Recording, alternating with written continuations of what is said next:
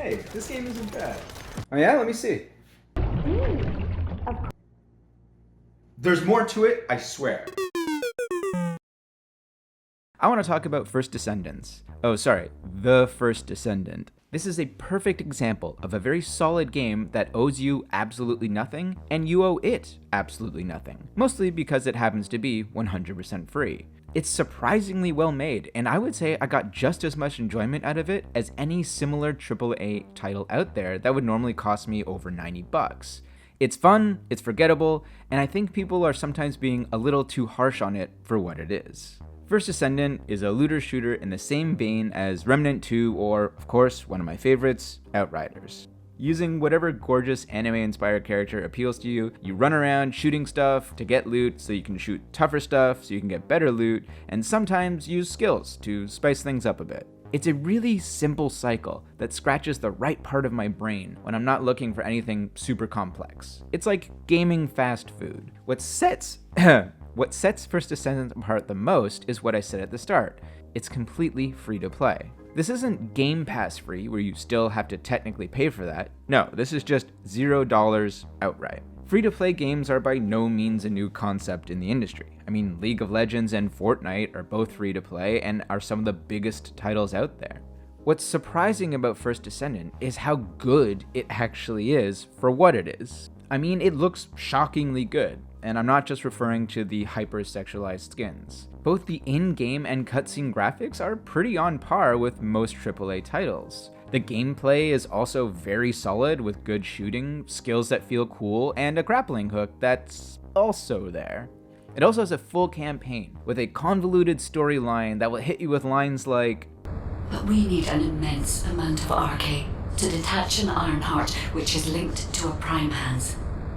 But this type of nonsensical, over-the-top plot has become a personal favorite of mine in these types of shooters. On top of all this, your power creeps up at a good pace with the enemies you fight, so you always feel very strong against everything that isn't a boss. There are dungeons to grind, massive monsters to fight, and large maps to run around to complete quests. So overall, it's pretty well built. And it's free. That's the big part I can't get over about this game. Of course, what this model means is that it's plagued with a lot of the common free-to-play mechanics like overly complex menus and crafting systems, leveling up items multiple times to make them any good, a lot of repetitive grinding, crafting times that can take 24 hours to complete, and of course, microtransactions. Most of these systems aren't that big of a deal breaker, as they do appear in a lot of other looter shooters as a way to keep you grinding.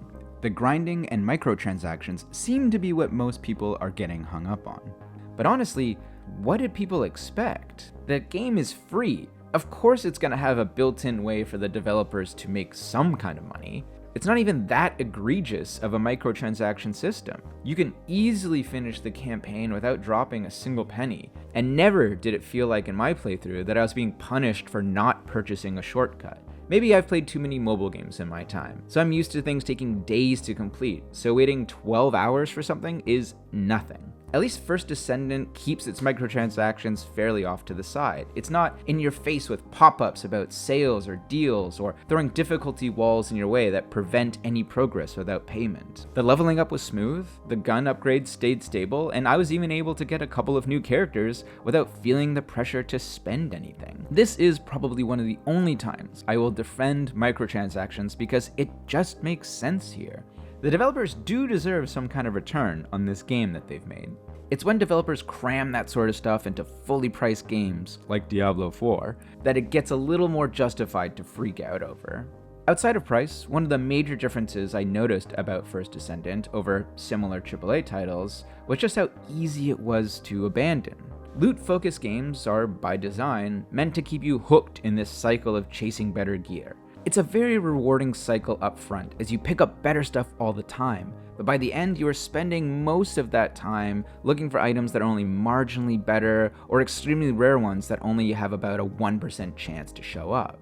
Generally, what keeps this part of the grind interesting are different challenges, increasingly difficult missions, or some kind of passive character growth so it still feels like you're making progress. Of course, all of these games eventually have that moment of clarity where you sort of go, why am I even doing this? Depending on how much fun the game is to actually just play, when that moment comes can vary, but when it does, it usually causes the game to gradually fall off. For first Descendant though, that moment came basically as soon as the main story was done, and then I just walked away from it. There isn't much to do in the endgame currently that isn't just farming 2% drop chances, and the idea of grinding out new characters or weapons just to do exactly the same stuff I'm already doing didn't feel very appealing, so I just stopped playing. And that's fine. I got everything I wanted out of this game. It was a nice little break to try something new, and now I can move on. Because the game was free, I think this moment of clarity came a lot earlier because I didn't feel the need to invest as much time as possible to get the most value out of it. I'm sure if the developers add more content, which it sounds like they will, I'll jump back in at some point to see what's new, or at least to see what new skins are out that barely qualify as clothing. Is the first Descendant the best game ever? No. But is it a game that's worth the price? I mean, yeah. Absolutely. Look, for a game that costs you nothing to enjoy, anything better than mobile quality is a massive win. Of course, it contains elements that lightly encourage purchases, but that should be a given for something like this, and not an unexpected deal breaker. Overall, this game is far better than it has any right to be, and is on par with most of the full-price AAA games out there.